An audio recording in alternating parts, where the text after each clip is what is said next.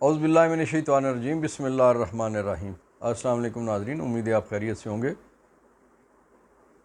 सोमवार की शाम, लेकिन जब ये वीडियो आप तक पहुंचेगी मंगल का दिन हो चुका होगा और 30 जुलाई हो गई होगी और साल है 2024। पिछले चंद घंटों की ख़बरें वाक़यात आपके सामने रखते हैं। बहुत बड़ी ख़बर यह है कि TLP के एक मौलवी साहब ने फतवा जारी किया कि कादियानियों के हवाले से एक सुप्रीम कोर्ट का जो फ़ैसला काजी फ़ायज़ ईसा साहब ने किया, जो काजी फ़ायज़ ईसा साहब का सर काट के लाएगा उसको 1 करोड़ रुपए इनाम दिया जाएगा। नाज़रीन, इस पर बात करेंगे। दूसरी, 8 फरवरी और 13 जुलाई ने पाकिस्तान की तारीख़, इन दो तारीख़ों ने कैसे पूरी की पूरी तारीख़ बदल के रख दी। रज़िया की मौत, निज़ाम की मौत, अरशद शरीफ कत्ल केस, केनिया से इंसाफ मिल गया, पाकिस्तान से इंसाफ नहीं मिला। मरियम कूड़ा टैक्स, इस पर भी बात करेंगे और जावेद हाशमी साहब के भतीजे के साथ क्या हुआ, और मौजूदा हुकूमत कमज़ोर तरीन हुकूमत, ये हम किस हवाले से बात करेंगे। सबसे पहले रज़िया की मौत पे बात कर लेते हैं। ख़बर छोटी है लेकिन ये ख़बर इतनी बड़ी है, इसके नतायज अगर कोई समझने वाला हो इतने बड़े हैं कि पाकिस्तान को हिला देने के लिए, सिस्टम को हिला देने के लिए काफ़ी है, और सिस्टम के मुंह पे तमाचा है। और मैं ये समझता हूँ कि ये सिस्टम की मौत है। गुजरांवाला में एक खातून जिसका एक कमरे का घर है, बीमार खातून है, बुज़ुर्ग खातून है, 65 साल औरत है, उसको 10,500 रुपये से ज़्यादा का बिजली का बिल एक कमरे का आता है। वो पैसे जो उसने अद्वियात के लिए रखे होते हैं, बिल जमा करती है तो उसके घर में टोटल 1,000 रुपये बचता है। वो खातून तंग आती है। अब उसकी कोई जवानी की उम्र नहीं है, कोई जज्बाती उम्र नहीं है, लेकिन इस सिस्टम के मुंह पे तमांचा मारने के लिए वो अपने घर के नज़दीक एक गंदा नाला वहाँ से जो गुज़र रहा है, वहाँ वो जाती है बेचारी, और उस गंदे नाले में कूद के ख़ुदकुशी करके अपनी जान दे देती है। इन्ना लिल्लाहि व इन्ना इलैहि राजिऊन। नाज़रीन, ये एक रज़िया की मौत नहीं है, ये इस पूरे निज़ाम की मौत है। ये ज़रदारी को सोचना है, नवाज़ शहबाज को सोचना है, मरियम बिलावल को सोचना है, औरंगज़ेब को सोचना है, काकड़ को सोचना है, इन सब को सोचना है कि उन्होंने कौम को कहाँ तक पहुँचा दिया है कि पता नहीं कितनी एक रज़िया और उनके बेटे बच्चे और उनके बाकी क्या क्या क़यामत अभी देखेंगे। नाज़रीन, दूसरी ख़बर आपको एक मैं तस्वीर दिखाता हूँ कि ये तस्वीर ज़रा आपको मैं नज़दीक से करके दिखा देता हूँ, इसको देखिएगा, और इसके साथ ख़बर भी है। ख़बर में आपके सामने रखता हूँ कि ये जावेद हाशमी के भतीजे हैं और उनके दामाद भी हैं। ये PhD डॉक्टर हैं और मुल्तान बार के ये मेंबर भी हैं। जावेद हाशमी साहब के मुताबिक इनको कुछ दिन पहले रात 11 बजे इनके बेडरूम से गिरफ़्तार किया गया और इल्ज़ाम क्या आया कि उन्होंने अपने घर से 50 किलोमीटर दूर एक प्राइवेट स्कूल में जग और गिलास चोरी किया। वो आपको याद होगा ना कि चौधरी ज़हूर इलाही साहब मरहूम, उन पे भैंस चोरी का मुकदमा था। भैंस से वो चूँकि बड़ी हुकूमतें थी, वो बड़ी चीज़ चोरी उन्होंने करवाई। अब चूँकि ये छोटी हुकूमतें हैं, छोटे लोग बैठे हुए हैं, इसलिए वो छोटी छोटी चीज़ों पे वो अब जग और गिलास की चोरी पे आ गए। आपको पता है ना कि जावेद हाशमी साहब बागी हैं, वो अपने जो कुछ कहना चाहते हैं खुल खुला कहते हैं, और इन दिनों वो सिस्टम के ख़िलाफ़ बात कर रहे हैं। उन्होंने ये कहा था कि अगर आप कौम के सामने सरेंडर कर देंगे तो ये ढाका वाले सरेंडर से ज़्यादा बुरा नहीं होगा, उससे ज़्यादा बेइज्जती नहीं होगी। तो बहरहाल उनके साथ या उनके भतीजे के साथ ये कुछ होना था। ये बड़ी अफसोसनाक बात है कि एक ऐसी फैमिली का एक ऐसा सपूत, पढ़ा लिखा आदमी, PhD डॉक्टर, और उसे तजलील करने के लिए जग गिलास चोरी के मुकदमे में मरियम की हुकूमत ने गिरफ़्तार किया। मरियम की हुकूमत का एक और आपके सामने कारनामा रखते हैं। मरियम ने कूड़ा टैक्स का कानून पास करने के लिए, वो ज़ाहिर है वो पार्लियामेंट में जाएगा तो वो कानून बन जाएगा कि मेरे और घर से, आपके घर से सिर्फ, जनाब ये शहर की बात नहीं है, सिर्फ कोई बड़ी किसी कारपोरेशन की या कैंट में तो ये खैर ऐसा सोच भी नहीं सकते, ये किसी बड़े शहर की बात नहीं है। हुजूर जो गांव में भी आपका और मेरा घर है ना, वो उस 5 मरले वाले घर से भी कूड़ा टैक्स वसूल किया जाएगा। छोटे घर से, बड़े घर से, उससे बड़े घर से, उससे बड़े घर से, छोटी दुकान उससे बड़ी, बड़ी बड़ी सुपर स्टोर, इन सब से 200 रुपये से और 400 रुपये से लेके 3000 रुपये महीने और 5000 रुपये महीना टैक्स लिया जाएगा। अब इस पे मैं क्या कहूँ, आप जो कहना है वो भेजिएगा, जो आपने भेजना है वो ज़रूर भेजिएगा और दिल खोल के भेजिएगा कि म्यूनसिपल कॉरपोरेशन, ये TMA और तहसील कॉरपोरेशनें ये किस लिए होती हैं, तहसील म्यूनसिपलिटीज़ ये किस लिए होती हैं? इसीलिए होती हैं कि इन्होंने सफाई सुथराई, पानी, ये स्ट्रीट लाइट्स, ये बाकी इन चीज़ों का उन्होंने निज़ाम और इंतज़ाम करना होता है। अब इसके बाद लोगों ने तो अजीब अजीब आज के दिन में मरियम साहिबा और उनकी हुकूमत के हवाले से लतीफ़े ऐसे ऐसे थे जो यहाँ बयान करने वाले नहीं हैं, जो लोगों ने फौरी तौर पे ईजाद कर लिए। बहरहाल मरियम साहिबा मुबारक हो कूड़ा टैक्स, कूड़े तुसी आपे हो, टैक्स वैसे भी लोगों को लै रहे हो, लेकिन चलो टैक्स भी लै लो। ये भी नाजरीन, जो ख़तरनाक ख़बर थी वो यह है कि चीफ जस्टिस साहब को TLP के एक मौलवी साहब ने, जो नायब सदर भी हैं, नायब अमीर भी हैं TLP के, उन्होंने 1 करोड़ रुपए का इनाम का ऐलान किया कि जो काजी फ़ायज़ ईसा साहब चीफ जस्टिस पाकिस्तान उनका सर काट के ला के देगा, उसको 1 करोड़ रुपये इनाम दिया जाएगा। और इस पे FIR भी दर्ज हुई और मौलवी साहब की आज सुना है कि गिरफ़्तारी भी हो गई है।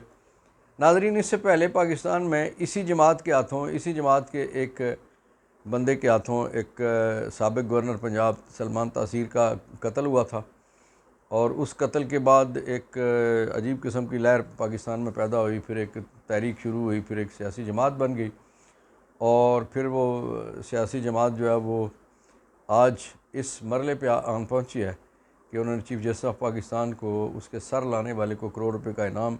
अब बहरहाल देखना ये है कि इसको हुकूमत पंजाब किस तरह से लेती है। ये TLP वही हमारे प्यारे पाकिस्तानियों की जमात है जिन्होंने 8वीं 9वीं 10वीं मुहर्रम को वो किसी इजाज़त के बगैर, किसी परमिशन के बगैर पिंडी इस्लामाबाद को चौक करके फैज़ाबाद चौक में बैठे हुए, जो काजी साहब का पसंदीदा चौक है वो फैज़ाबाद धरना केस के हवाले से। बहरहाल ये इंतहाई बुरी बात है। इस तरह के कल्चर को पाकिस्तान में किसी तौर पे भी परवान नहीं चढ़ने देना चाहिए, चाहे वो कत्ल की बात किसी के हवाले से भी हो। इस तरह से सिस्टम मौजूद है, अगर कोई गुनाहगार है तो उसके लिए निज़ाम मौजूद है। इस तरह से ऐसे फतवे जो हैं वो, और इस पे हुकूमत ने भी कहा है कि ये फतवेबाजी जो है कोई अच्छा अमर नहीं है। नाज़रीन, अरशद शरीफ का केस 1 साल तक नहीं लग सका है। पिछले साल जुलाई में आखिरी दफ़ा जो पिछले चीफ जस्टिस साहब बंदयाल साहब, वो उस वक्त केस लगा था और 5 रुकनी बेंच ने सुना था।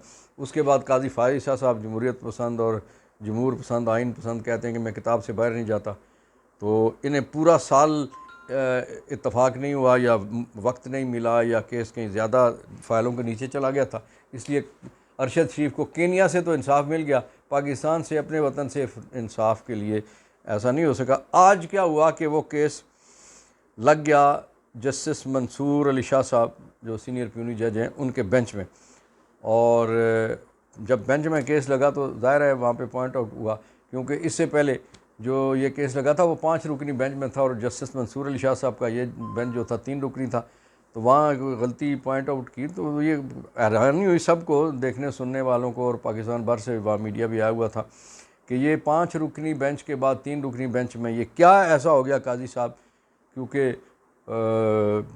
ये यानी इस पर मैं ज़्यादा नहीं कहता, आप ख़ुद ज़्यादा सियाने बयाने हैं, आप नतीजा ख़ुद निकाल लीजिएगा। बहरहाल मंसूर अली शाह साहब ने कहा कि इसको कमेटी के पास, जो जजेज़ वाली कमेटी है 3 रुकनी जो फ़ैसला करती है, क्योंकि शायद ये केस जो है वो कमेटी के पास भी नहीं गया, कमेटी के पास जाता तो यकीनन मंसूर अली शाह साहब वहाँ पे पॉइंट आउट कर देते, और ये केस अब कमेटी के पास जाएगा। और इससे मुराद ये है कि अब कई महीनों के लिए ये केस भी खूब खाते।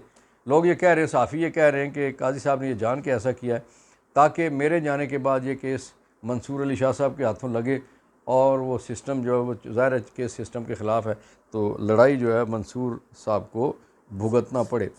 नाज़रीन, 8 फरवरी और 13 जुलाई 2 डेटें ऐसी हैं कि जिन्होंने पाकिस्तान की तारीख़ बदल दी, कल्चर बदल दिया, निज़ाम बदल दिया, सब कुछ हुआ।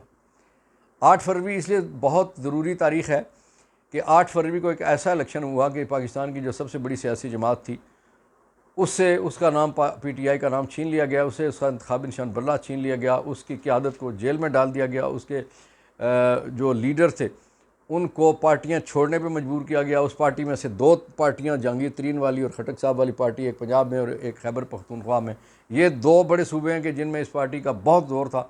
यहाँ तोड़ने के लिए 2 सियासी जमातें बनाई गईं और फिर बेशुमार लोगों को इतना तंग किया गया कि वो सियासत छोड़ने पर मजबूर हुए और बेशुमार लोग जो थे वो गायब हो गए बेचारे, और बेशुमार ऐसे थे जो इन्होंने सियासत से ही तायब हो गए, उन्होंने कहा सियासत हम नहीं करते। इस सारे के बावजूद यानी खंबे को जो टिकट मिला, PTI ने टिकट दिया लेकिन वो PTI को इलेक्शन नहीं लड़ने दिया गया। सुन्नी तहरीक आई, सुन्नी इत्तेहाद कौंसिल आई, सुन्नी इत्तेहाद कौंसिल का भी को भी इलेक्शन नहीं लड़ने दिया गया। और बिल आखिर चिमटा, बैंगन, थाली, चम्मच, पिरच, प्याली, घड़ी, घड़ियाल, खंबा, इन इंतखाबी निशानों के साथ एक ग्रोह कह लें, एक ग्रुप कह लें, वो इलेक्शन में गया और वो इलेक्शन जीत गया। और उसके बाद फिर क्या हुआ, जो 13 जुलाई है, 13 जुलाई ये था कि ये इसी जो मामले का इसी इलेक्शन के नतीजे में जो खसूसी नशिस्तें थी वो मामा जी की रेवड़ियों की तरह बांट दी गई थी। पीपल्स पार्टी, नून लीग और MQM के अंदर कुछ सीटें मिली थी, इसमें से JUI को भी। बहरहाल इसको चैलेंज कर दिया गया और बिल आखिर 13 रुकनी बेंच ने यह फैसला दिया 8 की अक्सरियत से कि जो PTI या सुन्नी इत्तेहाद कौंसिल के नाम पे या जो लोग उनको ज्वाइन करना चाहते हैं उन्हें ज्वाइन करने की भी मोहलत दी जाए। और फिर वो जो जिन लोगों ने PTI की तरफ से टिकट पे इलेक्शन लड़ा था, आज जुज़वी फैसले अब करना शुरू कर दिए इलेक्शन कमीशन ने, और उन्होंने कौमी असम्बली में भी वो 39 लोग जो डायरेक्टली PTI के टिकट पर इलेक्शन लड़े थे उनको डिक्लेयर कर दिया और 41 ने बयान अल्फी अपने जमा करवा दिए। जबकि आज जुज़वी जो है सूबाई असम्बलियों के हवाले से कि जो खैबर पख्तूनख्वा की असम्बली उसमें 58 लोगों को इसी तरह से डिक्लेयर कर दिया गया PTI के MPs, और जो सूबाई असम्बली पंजाब की है वहाँ 29 लोगों को डिक्लेयर किया गया, सिंध में 6 लोगों को डिक्लेयर कर दिया गया। ये वो लोग हैं कि जिन्होंने PTI की तरफ से नाम दिया था, जो बाकी सुन्नी इत्तेहाद कौंसिल या आज़ाद जिन्होंने कहा था उनके लिए वो उन्हें मोहलत मज़ीद दी जाएगी और वो अपने आप को उसमें शामिल कर लेंगे। बहरहाल ये जो 2 तारीख़ें 8 फरवरी और 13 जुलाई, नाज़रीन ये बहुत यादगार दिन हैं, यादगार तारीख़ें। आखिरी जिस बात पे हम थोड़ा 2 मिनट का टाइम लेंगे कि तारीख़ की बदतरीन, कमज़ोर तरीन, बदकिस्मत तरीन हुकूमत नवाज शरीफ, शहबाज शरीफ, मरियम, जरदारी और बिलावल की ये वाली हुकूमत है। पहले दिन से नवाज शरीफ नाराज़ है, उसकी वजह कि उसको वज़ीर आज़म नहीं बनने दिया गया। शहबाज शरीफ नाराज़ है कि ये कमज़ोर हुकूमत हमारे सर पे लाद दी गई है कि मैं प्रेशर नहीं लूँगा, मैं इस्तीफ़ा दे दूँगा, पहले दिन से ये कहने को तैयार है। जरदारी ने कह दिया खुल खला के कि ये नून लीग हुकूमत नहीं चला सकी, हम हुकूमतें बना भी सकते हैं और गिरा भी सकते हैं। और इसके अलावा नून लीग में से सियासी पार्टियां निकल रही हैं इस वक्त। ये जो अवाम वाली पार्टी निकली है, शायद खाकान अब्बासी साबिक़ वज़ीर आज़म था और मिफ्ता इस्माइल जो साबिक़ वज़ीर ख़ज़ाना था, इनका करीब का बंदा, बेशुमार और लोग उसमें चले गए और जा रहे हैं, मज़ीद भी शायद जाएंगे। जो बैठे हुए लोग हैं ज़ुबैर खान साहब समेत, वो भी नालां हैं और नाराज़ हैं और वो भी छोड़ के जा रहे हैं। बेशुमार और नाम है। कमज़ोर तरीन हुकूमत जो एक हफ़्ता भी अपना कोई वो हनीमून पीरियड नहीं पूरा कर सकी। पहले दिन से लोग गिनती शुरू हो गई है कि कब जा रही है, कब जा रही है, कब जा रही है। अब तो तेज़ी से लोग, अब तो जिस तरह से कॉलम लिखे जा रहे हैं, सोहेल उड़ाय साहब ने जो लिखा, उन्होंने कहा कि चाहे वो छिपकली की तरह या छिछूंदर की तरह आपको निगलना पड़ेगा, आपको इलेक्शन नए कराने पड़ेंगे और इमरान को इक़्तिदार देना पड़ेगा। नाज़रीन, जमात इस्लामी का धरना जारी है। अब देखिए कि कल की सुबह के बाद वो क्या ऐलान करते हैं। पाकिस्तान के लिए दुआ करते हैं कि अल्लाह ताला पाकिस्तान को आफ़ियत दे, आमीन। इंशाअल्लाह अगले कुछ घंटों बाद आपके साथ दोबारा हाज़िरी होगी, मुलाकात होगी। तब के लिए फ़ारूक अवान को इजाज़त दीजिए। पाकिस्तान जिंदाबाद, फ़लस्तीन कश्मीर पाइंदाबाद।